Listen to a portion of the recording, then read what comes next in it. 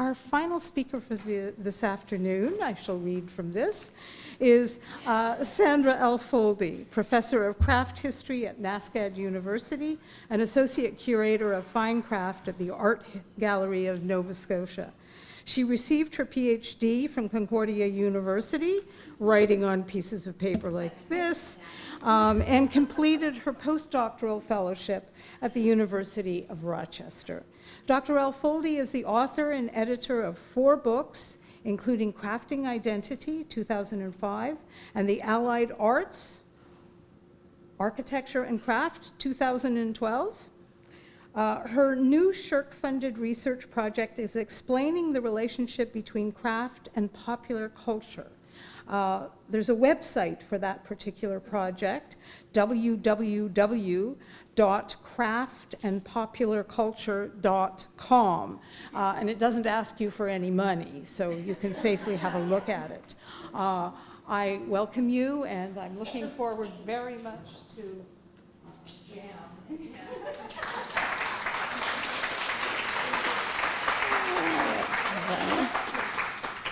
Poor Catherine, she had to read those little pieces of paper the whole time.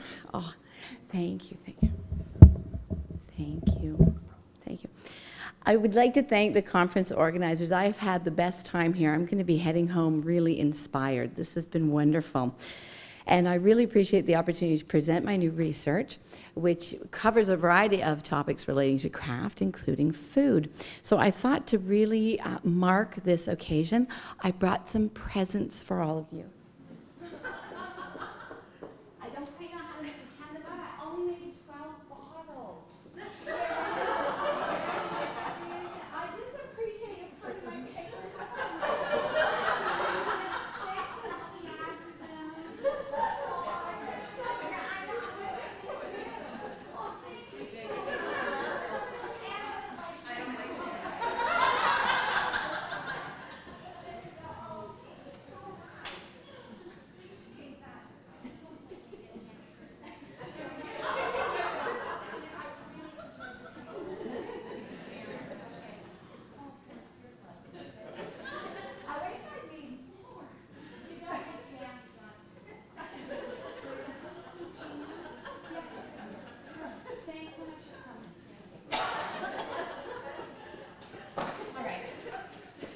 I'm exhausted. That's it. I'm done. Okay.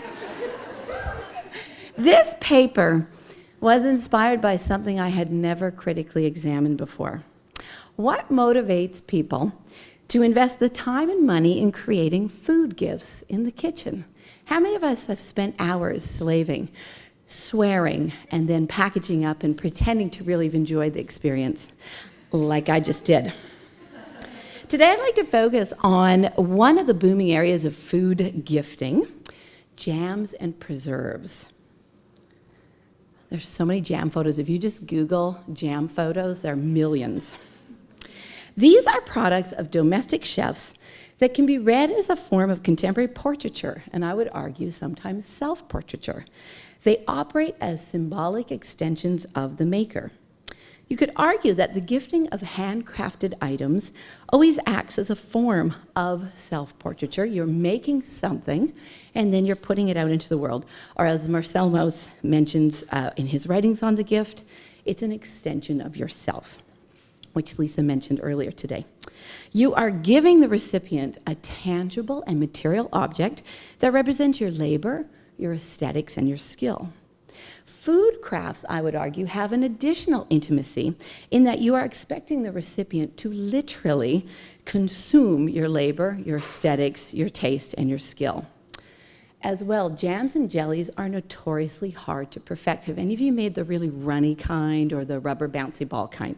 So therefore, once you've succeeded in creating this craft object, then of course you're going to Instagram it, photograph it, document yourself proudly with it, put it online, or gift it.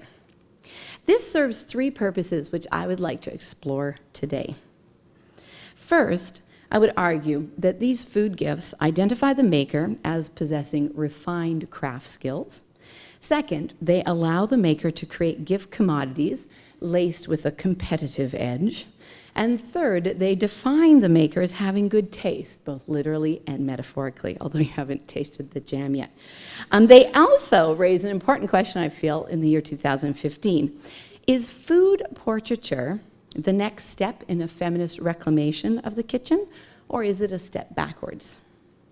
Before I begin today, I must qualify the use of crafted jams and jellies as an art form.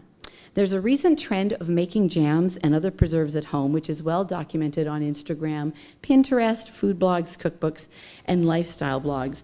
Canning has become hip again. And if you don't believe me, I would like to direct your attention to the Canvolution, which was started in 2010 by this group, Canning Across America.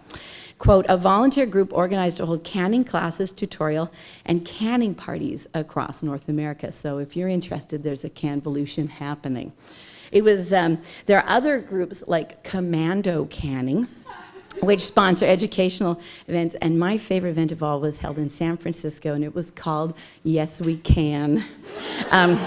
As Rebecca Den writes in the Seattle Times, quote, like knitting or naming your kids Abigail or Emma, canning is one of those home traditions that's acquired a hot modern spirit. There's a sense that this creation of preserves is a lost art form that must be reclaimed now. It's urgent. Jams specifically are, quote, any products made with fruit cooked with a sweetener with no additions other than pectin or flavoring ingredients. The methods of jam preservation that eventually came to influence North America preserving traditions began in the early first century, around the collapse of the Roman Empire, and then became part of the emergence of medieval cuisine. I'm going to put up something with a swear word in it, so if you're offended, I'm sorry. I was trying to find evidence of this Roman jam invention, so I went to Urban Dictionary, the best source of knowledge. Anyway, I don't know if you can read that. It's a dialogue between Julius and Romulus. Wanteth a jam sandwich. Fucketh off you monster twitteth. They taste us. Anyway, it goes on, and that's the only scholarly evidence of the invention of jam by the Romans. Until the 19th century, jam was only for the wealthiest of citizens because it relied on a cheap and reliable source of sugar for it to trickle down into the other classes. It also relied on safe canning methods. Nicolas Appert devised a process for commercial canning in 1809 in response to a reward offered by the French government to anyone who could devise a better method of preservation to supply troops during the Napoleonic Wars. So soon commercial jam became very common, reaching the masses in the 1880s when it was used to enliven really horrible breads eaten by the working classes. Starting in the late 19th century, commercial jam became so common that making your own homemade jam gained a level of prestige because of the cost and the effort involved in it. Thus began, I would argue, this notion of self-portraiture through jam and jelly making. Perfecting the skill necessary to produce a flawless jam or jelly became a form of competition, quite literally. I don't know if any of you have entered any fall fairs where you are judged and then awarded a prize. I only got honorable mention. This is a first prize winner from the Royal Winter Fair in Toronto. I have a quote for you from the the Guardian. Quote, a jam worthy of a Women's Institute rosette might have a nature so tender that it quivers when cut with a spoon to reveal sparkling ruby-like faces.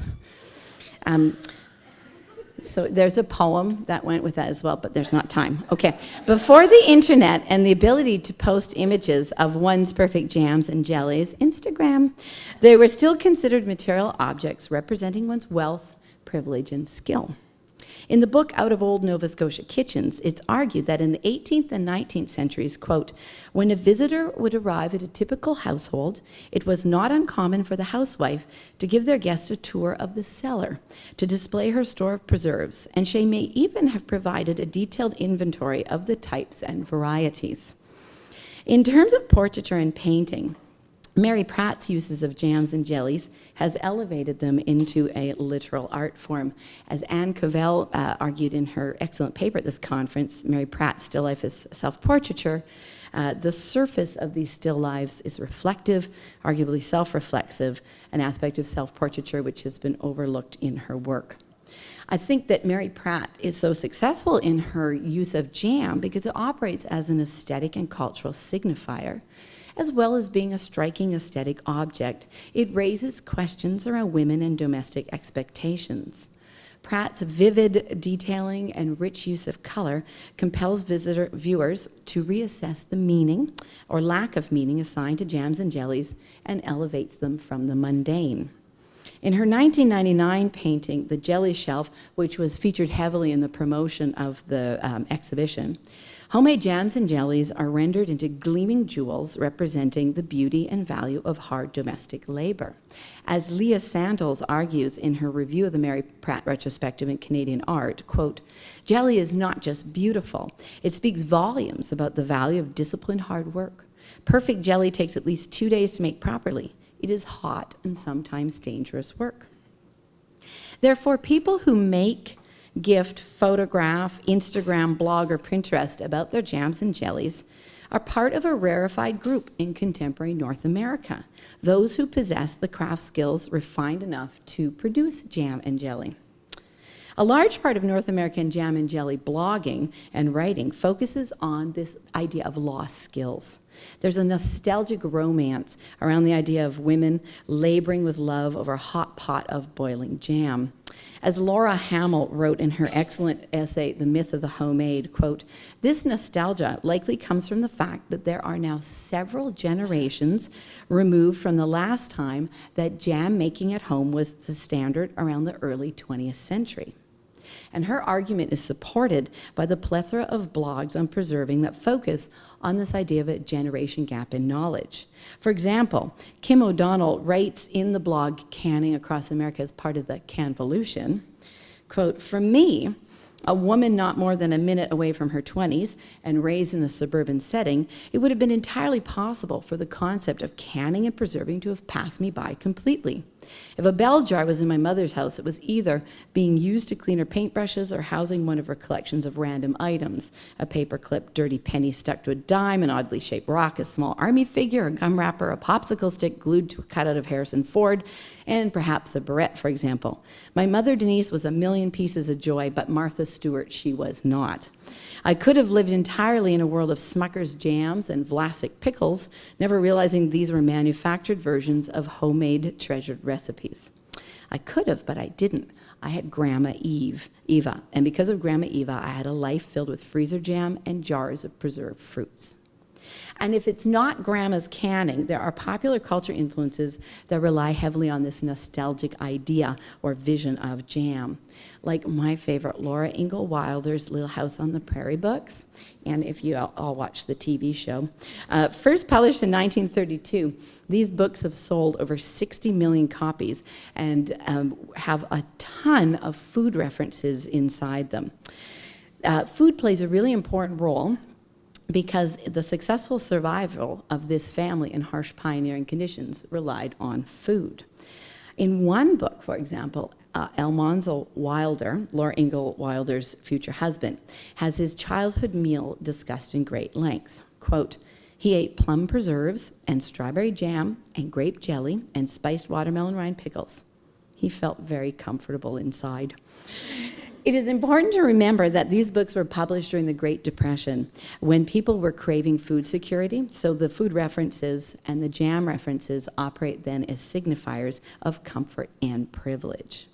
In all the romanticization of preserve-making skills, an important issue is often overlooked. The fact that women fought really, really hard to escape the burden of being stuck in the kitchen making jam. If you've ever made jam on a hot summer day, it sucks. The expectation for women to can and preserve for their families was established through 19th century housekeeping manuals. As M.H. Cornelius argued in The Young Housekeeper's Friend of 1871, preserves and jam are one of the duties which all acknowledge to belong peculiarly to women. Or as Mrs. Beaton's book of household management succinctly stated in 1861, knowing how to make preserves is essential to the character of a good wife. During World War I and II, this pressure on women to preserve increased. Growing your own fruits and vegetables and then preserving them was seen as an essential part of the war effort. And government issued posters like these featuring women preserving as a patriotic gesture, providing not only for their home and family, but for the country. I have to say, they look really styling after all that preserving, like the hair and things. It's not the same for me. For suffragettes who led the feminist campaign to liberate women from the kitchen, jam, therefore, became an oppressive tool. Canada's Nellie McClung advocated to have the burden of housework, including domestic tasks such as cooking and preserving, lifted from women. In her 1915 book, In Times Like These, McClung argued that these expectations for women created an awful burden of responsibility, writing, quote, "No woman can bake, wash, scrub, cook meals, and raise children and still be happy." Here is where the resurgence in jam making becomes a questionable craft form. Who is making jam today? Who is gifting it? Who's Instagramming it? And who's blogging about it? Interestingly, I would argue not much has changed since the 18th and 19th centuries. Jam making as a pastime is still the preserve of the middle and upper classes. Making jam has rarely been considered necessary in domestic kitchens and has been available almost exclusively to the privileged classes throughout its history. Rather than being a cost-saving device for working class women, jam has always been this form of competition, its social cachet. The blog Handpicked Nations featured an article called "Is Homemade Jam a Bargain?" It concludes that the cost of making organic or locally sourced jam far exceeds the cost of supermarket factory-produced equivalents. However, the author Kirsty Athens concludes, quote, "My family would rather go for quality, not quantity. So now I will enjoy my jam, not only for the satisfaction of making something, but for its high-quality ingredients and delicious taste." Which brings me to the second purpose of crafting your own preserves. If jam and jelly cost more and are not a necessity in the modern kitchen, what's motivating their resurgence? Creative crafting. In our wired world, this can also be called, my new favorite term, postmodern narcissism. Sorry for the long definition, I just like this idea. The need for individuals to create identities through community. Postmodern narcissism is closely linked to notions of cocooning and hiving. This narcissism is driven by the fact that people are less open to encounters with unknown others and instead create social envelopes or cocoons with others who have similar identities. Examples of this include sex, tight-knit clubs, special diet groups online, age-oriented gatherings, addicts to certain fashions, or solitary workaholics behind their home laptops, to name a few. So hiving is a social phenomenon specific to the post-9/11 period, which serves as a metaphor for a beehive, a buzz with activity inside the home, which represents engagement, interaction, and connection with the outside environment. So you're busy doing things inside the home, and rather than getting out there, you Instagram it, you blog it, you put it online. This idea relies heavily on the notion of the home as hive. And if you look at food blogging, this really is the reality. Here's the blog Cottage in the Oaks, which I think is a good example. This is from North Carolina, of this notion of hiving. So in a hiving household, traditional food and craft practices like jam making are symbolic of opening out and facilitating connections across all generations. And family is emphasized as more important than ever, and people see a real value in community. The signs of hiving are all around us and include the following social phenomena that have risen to popularity in the post-9/11 period. The popularity of home decorating shows, people working from home, cell phones, advertising connectivity with others rather than technological advancements, board games, home crafts such as scrapbooking, knitting, and of course, jam and jelly making. We gift our skilled products not only as a sign of care, but as a self-portrait of our skill. But just take a minute to think about the cost of this. The amount of money that we spend on decorative canning jars, labels, preserved gift kits, never mind the ingredients themselves, all add up in a wonderful exercise of self-promotion. I hope you enjoy that jam I made for you. In all of this, social class status is at its finest. Or as Lucy Lepard wrote, good taste, pass it down. And she wrote that way before Martha Stewart. A nicely presented jam or jelly that's not too runny or too rubbery defines its maker as having good taste, both literally and metaphorically.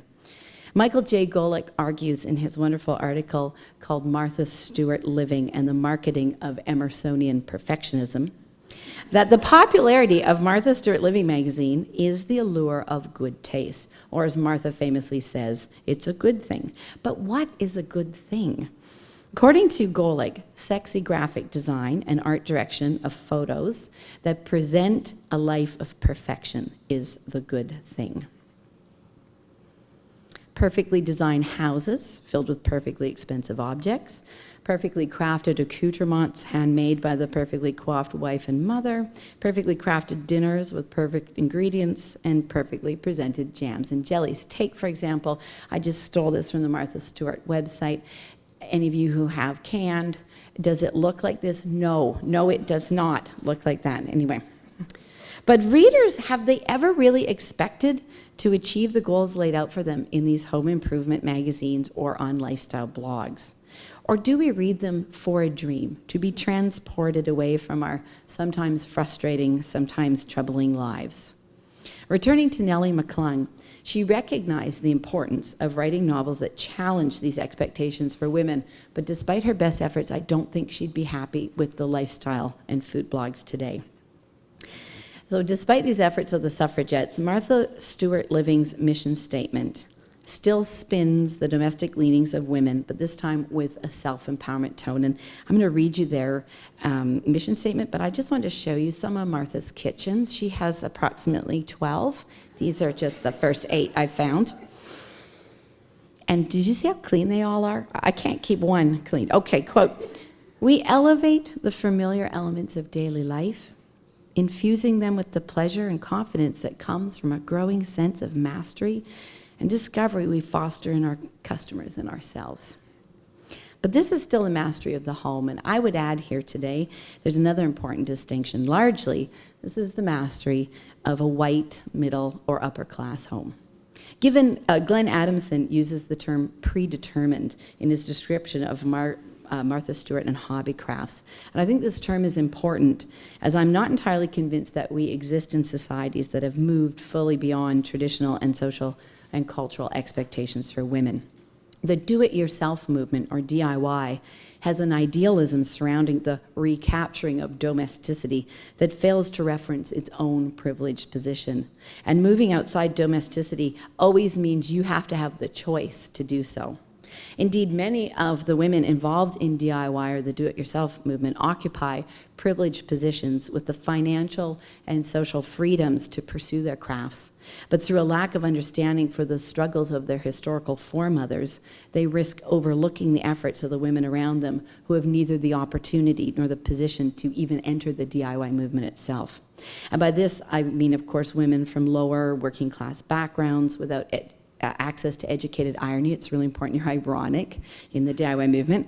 Or oftentimes this means women who are not Caucasian or not North American, etc. It's this homogenous demographic of white middle-class women that allows for an uncritical reception of projects like you see in the resurgence of jam and jelly making. And I was shocked that the blog Punk Domestics, Preserving Culture and Community, celebrates this homogenous demographic. I thought if anyone's going to be critical, it'd be punk domestics, but apparently not. A recent post features Amy Wimbush-Bourque from Quebec, whose recipe book titled Brown Eggs and Jam Jars offers, quote, an integrative approach to preserving as part of a holistic way of sustaining oneself. The reviewer goes on to state, quote, the net result is rich and homey without being twee. It's the nicest parts of Laura Ingalls Wilder and Martha Stewart melted into a cozy package. Just as materialist feminism identified the exclusions of the suffragette movement where securing the vote meant for white middle-class women, we must begin to understand the limitations of who is involved in DIY. Angela McRobbie began this questioning in the 1990s with her writing on post-feminism and popular culture, where she urged us to consider how popular culture can operate as a step back from the achievements of the feminist movement. And Amy Sedaris is the one I'd like to conclude with today.